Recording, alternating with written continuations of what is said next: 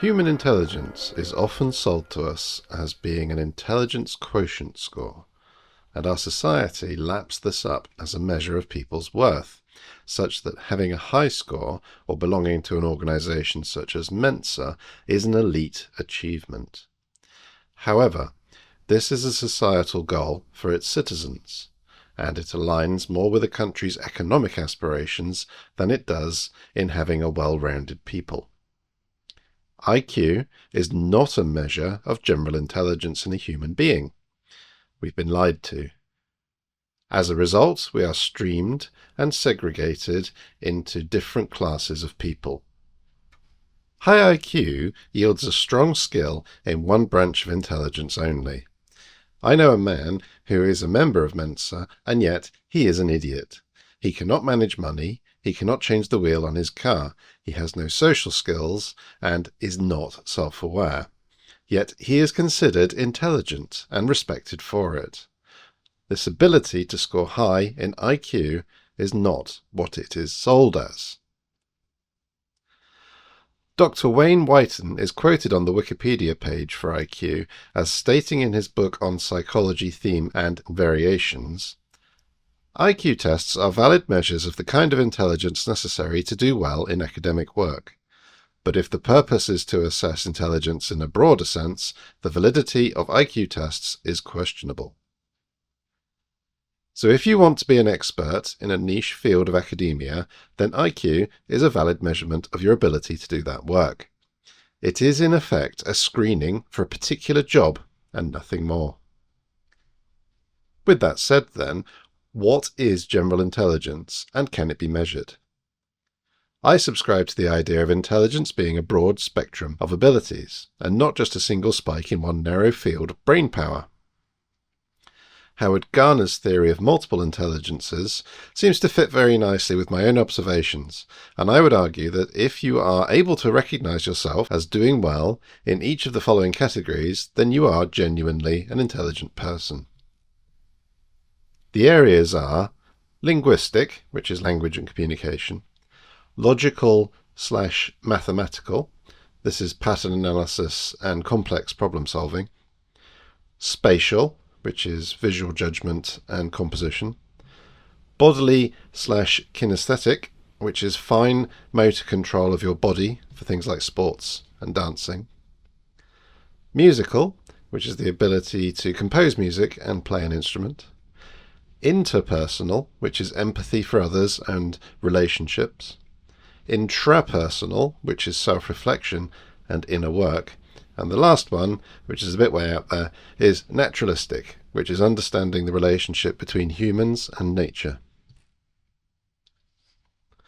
It's funny to me that there is a lot of talk of AI achieving artificial general intelligence, when most are currently artificially narrow.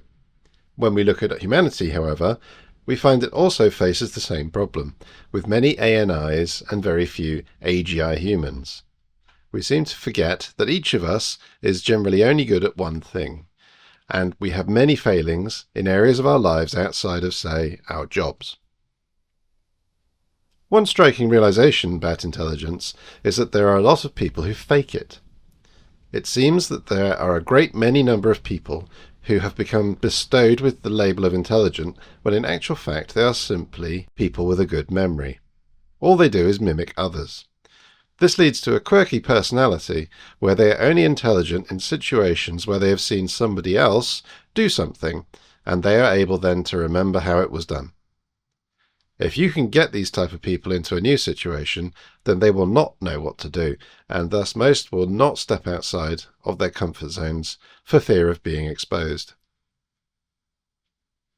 This mimicry is sadly encouraged in our educational system, and it pushes for people to simply recall things they have been told, parrot-like. Critical thinking and understanding of the why of a subject are not taught. Someone may become very well educated and gain many qualifications without ever understanding a subject. Instead, they get by just recalling memories they have as needed. But it is the understanding which is key to intelligence. I would say that to be able to give analogies and to break down complex subjects into something more relatable are key abilities of the intelligent. Those with only a good memory will not ask you what you already know and not answer questions directly. Instead, they will give you a long monologue answer that may not address your question at all. I used to think that people like this were arrogant and showing off how much they knew, but now I realise that this is simply part of their retrieval mechanism. Sadly, it shows that while they can memorise a lot of information, their only mechanism for recall is to regurgitate their memories in long form, inevitably boring their listener and making them wish they'd never asked in the first place. This leads me on to ideas of my own intelligence test. How does one test for general intelligence, and how do you spot it, say, in leaders that you already have? I would suggest that a good test would be to drop a person onto a desert island and leave them there to survive. Given that the island has all the necessary survival resources, an intelligent person will not have a problem building a shelter, finding water, obtaining food, surviving there for an unlimited amount of time, or maybe even escaping the island altogether. Drop Professor PhD in astrophysics onto the island, and they will likely not survive. Now this is an extreme example, but in a lesser way, take an intelligent friend to an escape room and see if they can get out. Those games typically have a range of skills needed for people to succeed at them, and no one skill, no matter how expert a person is, will be enough for them to get out. I mean, I went to one with a clever guy, and despite his intelligence, he managed to get into the wiring of the building and shut off the power.